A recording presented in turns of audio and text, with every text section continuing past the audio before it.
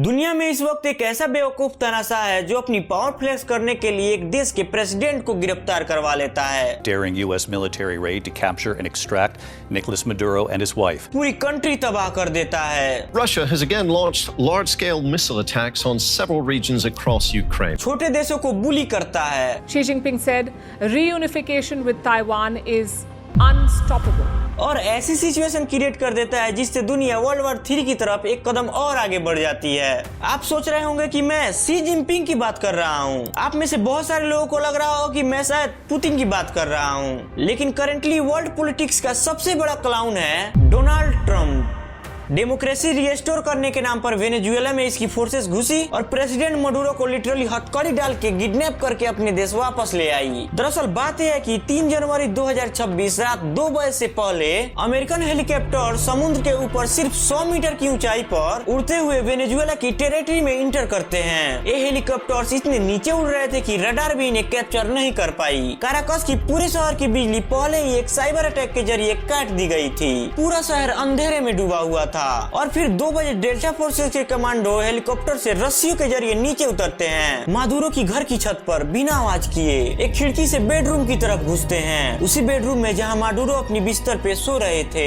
इस पॉइंट पर मादुरो की नींद खुल जाती है और वो अपनी सेफ रूम की तरफ भागने की कोशिश करते हैं। सेफ रूम बेसिकली एक ऐसा रूम होता है जिसके अंदर प्रेसिडेंट का कोई कुछ नहीं बिगाड़ सकता। ये स्टील रिइंफोर्स्ड तरीके से बनाया गया होता है। अब कमांडो भी उनके पीछे तेजी से भागते हैं। मादुरो दरवाजे तक तो पहुंच जाते हैं लेकिन उसको बंद नहीं कर पाते और उससे पहले ही सोल्जर्स इनको पकड़ लेते हैं और लिटरली किडनैप करके अपने देश लाते हैं। अब भाई साहब कह रहे हैं कि मुझे ग्रीनलैंड भी चाहिए और सिर्फ कह नहीं रहे हैं, उसे एग्जीक्यूट करने का पूरा प्लान बना रहे हैं। Greenland very badly. If we don't do it, Russia or China will take over Greenland, and we're not going to have Russia or China as a neighbor. Cuba और कोलंबिया के presidents को भी ये पहले ही threaten कर चुके हैं। Canada को ऑलरेडी ये अपना 51st स्टेट बोल चुके हैं और तो और जस्टिन ट्रूडो को अपना गवर्नर तक बोल दिया है। यूक्रेन के प्रेसिडेंट जेलेंस्की को अपने व्हाइट हाउस में बुलाकर इस तरह से ह्यूमिलेट किया गया। Your country is in big trouble.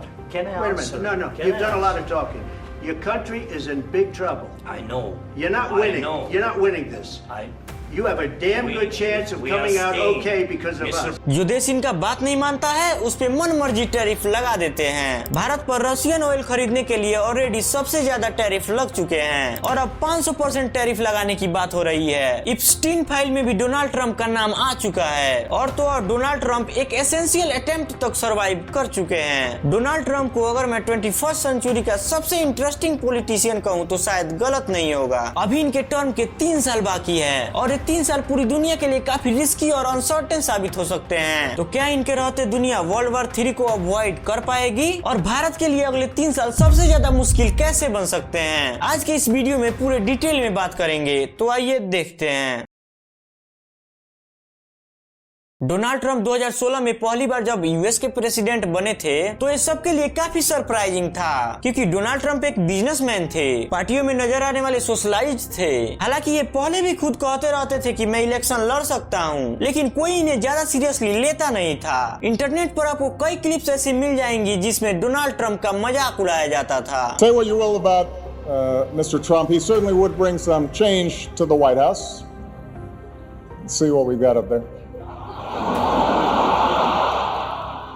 Basically इनकी पर्सनालिटी काफी नॉर्मल थी और इनिशियली जब ये इलेक्शन लड़ने के लिए खड़े होते हैं तो इनको ऐसे कैंडिडेट की तरह देखा जा रहा था जो सिर्फ पब्लिसिटी के लिए इलेक्शन लड़ रहा हो, जितने वितने का कोई हिसाब किताब नहीं था। लेकिन धीरे धीरे ट्रम्प की पॉपुलैरिटी बढ़ती गई। इनकी स्पीचेस काफी अनस्क्रिप्टेड लगती थी जिससे लोग डायरेक्टली कनेक्ट कर पाते थे। मैक्सिकन बॉर्डर से आने वाले इमिग्रेंट्स के लिए इन्होंने कहा था कि ये ड्रग और रेप को रोकेंगे। इनका क्लेम था कि प्रेसिडेंट बनते ही मैक्सिकन बॉर्डर पे एक बड़ा सा दीवार बना देंगे। मुस्लिम इमिग्रेशन के अगेंस्ट इन्होंने मस्जिदों को मॉनिटर करने तक की स्टेटमेंट्स दी थी। इनकी स्पीचेस काफी पॉलिटिकली इनकरेक्ट थी, जो लोगों को शायद इनके बारे में पसंद आ रहा था कि जो मुंह में आता है बोल देता है। डोनाल्ड ट्रम्प हमेशा कहते थे कि उनका वोटर बेस एक साइलेंट वोटर है। इसके अलावा इनका जो campaign slogan make America great again, ये भी काफी फेमस हो रहा था। लेकिन यूएस की मेन स्ट्रीम मीडिया ये मान रही थी कि हेनरी क्लिंटन ही यूएस की नेक्स्ट प्रेसिडेंट बनने वाली है। Are you excited to be the first girl president?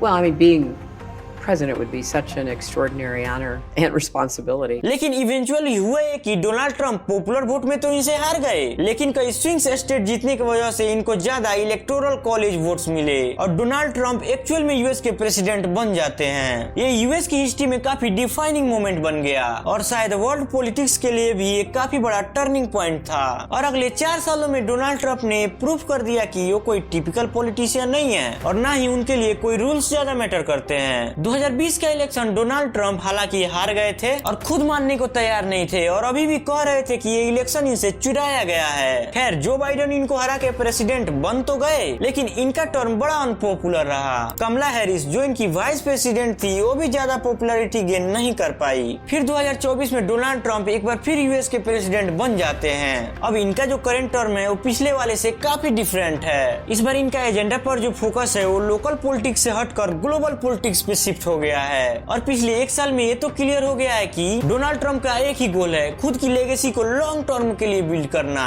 इसलिए आपने देखा होगा कि हर बड़े ग्लोबल कॉन्फ्लिक्ट के बीच ट्रंप मीडिएटर बन के बीच में कूद जाते हैं और उनको सॉल्व करने का क्रेडिट लेने लगते हैं। If you look at the 6 deals that we made peace and long-term, long-running wars, I didn't do any ceasefires.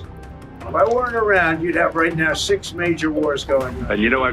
I've solved 7 wars. We ended 7 wars. President Trump has brokered, on average, about 1 peace deal or ceasefire per month during his 6 months in office. क्योंकि Obama को Nobel peace prize दे दिया गया था, तो अब इन्हें भी ये पीस प्राइज चाहिए। Whereas Obama got the Nobel Prize, he had no idea why. He still has no idea. He walks around, he says, I got the Nobel Prize. Why did he get a Nobel Prize?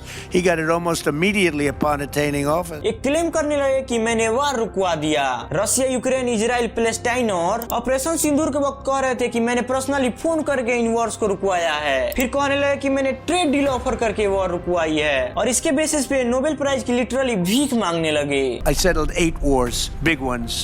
Some going on for 36 years, 32 years, 31 years, 28 years, 25 years. Some just getting ready to start, like India and Pakistan, where already 8 jets were shot out of the air, and I got it done in rapid order without nuclear weapons. I can't think of anybody in history that should get the Nobel Prize more than. खैर, इन्हें peace prize तो नहीं मिल पाया, लेकिन जिन्हें मिला उन्होंने Trump को ही डेडिकेट कर दिया। गेस करके देखो कि वो लेडी कौन होगी। ये है वेनेजुएला की opposition leader Maria Machado. Peace prize के बदले अपने ग्रेटिट्यूड शो करने के लिए ट्रम्प ने वेनेजुएला के प्रेसिडेंट मदुरो को ही किडनैप करवा लिया और उसके बाद वेनेजुएला की ऑपोजिशन लीडर ने प्रॉपर्ली उस मेडल को ले जाकर ही ट्रम्प को दे दिया। जबकि नोबेल प्राइज को ट्रांसफर करना अलाउड नहीं होता है, तो बेसिकली ट्रम्प को वो लोग पसंद आते हैं जो इनके कहने पे चले, इनकी ईगो मसाज करते रहे।